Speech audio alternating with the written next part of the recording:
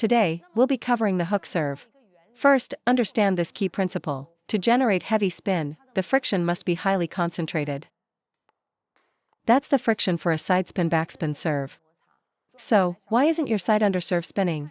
Because you're applying friction through the entire motion, which actually prevents heavy spin. The brushing motion itself must be small, concentrated, and explosive. A long, drawn-out motion will only produce a half-spin ball with weak spin. You haven't prioritized the friction phase, which is why you lack explosive power, a snappy contact, and acceleration. If you concentrate your power into a single point of contact, the ball will spin heavily. Let's break it down into phases. Phase 1 is generating spin. Phase 2 is using your forearm to accelerate. When we combine the spin generation and acceleration, the spin becomes immense. Today, we're going to break down these two elements, generating spin and accelerating. First tip, don't practice serving at the table. This creates mental pressure. Instead, practice serving onto the floor. When serving onto the floor, focus on this. Pinch the racket with 2 fingers and generate power from the V shape of your hand. For both penhold and shakehand grips, you need that explosive, snappy force right at the moment of contact. The faster you complete the motion at contact, the more the ball will spin. The slower you complete that motion, the less spin the ball will have. Simply put, it's about hand speed. If you can make that contact point compact and explosive, you'll get heavy spin. Watch these two serves. Which one has more spin? The first? Or the second? Why didn't the first one spin? Your racket angle was too vertical. Chopping down with a vertical racket is like scooping up with a flat racket, it neutralizes the spin. So, for a spinny hook serve, the first key is to keep your racket face relatively flat. The second reason it didn't spin is your elbow was moving. If your elbow moves with the swing, the friction won't be concentrated. You must keep your elbow stationary to generate speed. This is how you increase your forearm swing speed. If your elbow moves, the frequency is too slow, and your friction is not focused. Keep the elbow still. This is the only way to achieve a high swing speed. Okay, a still elbow is the first key. Second key, how do I increase my swing speed? Remember this, all acceleration comes from relaxation. Therefore, during your backswing, your forearm must be relaxed. At the moment of contact, it must be tense. Practice exaggerating this feeling, relax, then tense. That's how you get spin. Third, for the spin generation phase, your racket head must have a downward chopping motion. If your racket head moves straight forward, that's a push. If you just meet the ball like this, that's a block. You must chop down with the racket head. Watch my racket head closely. Without that chopping motion, it's really hard to get heavy backspin on a filing hook serve. But now when I serve it this way, opponents often hit it into the net at first, because the spin is far heavier than they expect. As soon as I mastered this chopping hook serve, I could serve with incredible backspin. So, you must learn to whip the head of your racket. This is the feeling. You must whip the racket head. This applies to penhold as well. Watch my racket head, 1, 2, elbow still. That ball is extremely spinny. Notice how after it bounces on the table, it dives straight down without a high kick. After you've mastered the 3 points of friction, you'll have completed the first phase of the serve. This is your first segment. This is your second segment. And this is your third segment. We break the motion into 3 segments. Your backswing should start near your right hip. Just like drawing a bow, the more complete your wind-up, the more spin you'll generate. Contact the ball in segment 1. Apply friction in segment 2. And add speed in segment 3.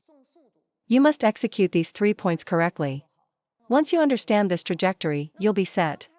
If you use force throughout the entire motion into segment 3, the serve won't be very spinny. The friction must come from a short, explosive burst of power. After that burst, let your forearm follow through. Phase 2 to 3 is for speed, phase 1 to 2 is for spin. We've covered spin generation.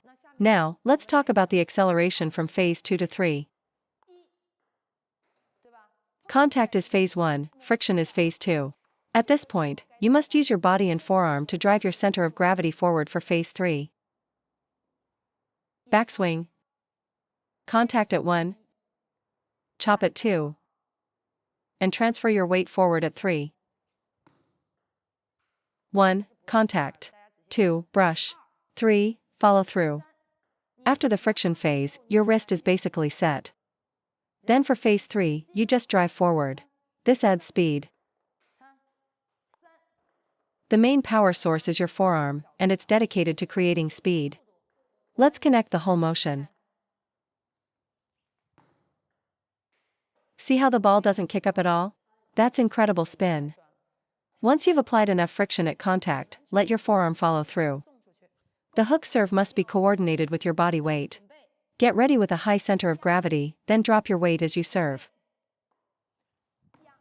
Ready, and drop. The reason many people can't serve long with the hook serve is related to their center of gravity. The more you drop your weight into the serve, the faster the ball will be. Don't worry that you can't do this with a penhold grip. It is absolutely achievable. 1. Contact. 2. Brush.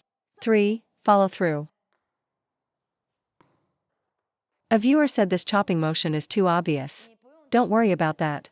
Later on, you'll incorporate a lot of deception. Look, I'll show you in slow motion without any deception. The motion for the first ball, backspin, and the second, topspin, can be identical. Now, if you add some deceptive movements like you see in matches, it becomes very difficult to read. Every time I teach this serve, someone asks what to do if the opponent can read the motion easily. This is just the beginning. First, you must develop a very spinny serve, then develop a very fast, kicking, topspin serve. After that, you can use deceptive motions to confuse your opponent.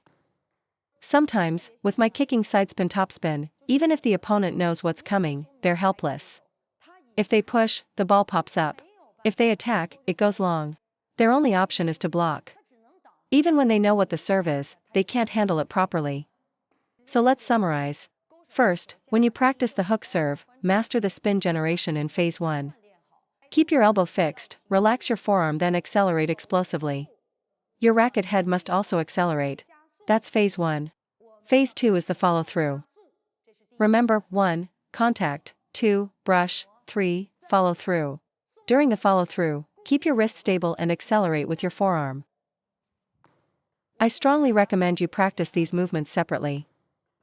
Look at that serve. I served backspin. If you want to see speed, the sidespin topspin is much faster. That's sidespin topspin. Listen to me, don't rush to practice the full motion at the start. Break it down and train it for a month, or even just 2 to 3 weeks. During that time, I want you to only practice the chopping motion. Practice the chop, then practice the follow through. Then connect them and only practice the sidespin backspin. Don't switch between topspin, backspin, and short serves. You'll finally start to get a feel for it, and then you'll lose it by trying too many things. If a month is too long, set a 2-week cycle for yourself. When our coach taught us how to serve, he would have us focus on just sidespin backspin for 2 or 3 weeks. If you served a sidespin topspin, you'd get scolded. So, don't try to practice everything at once. Master the sidespin backspin serve first.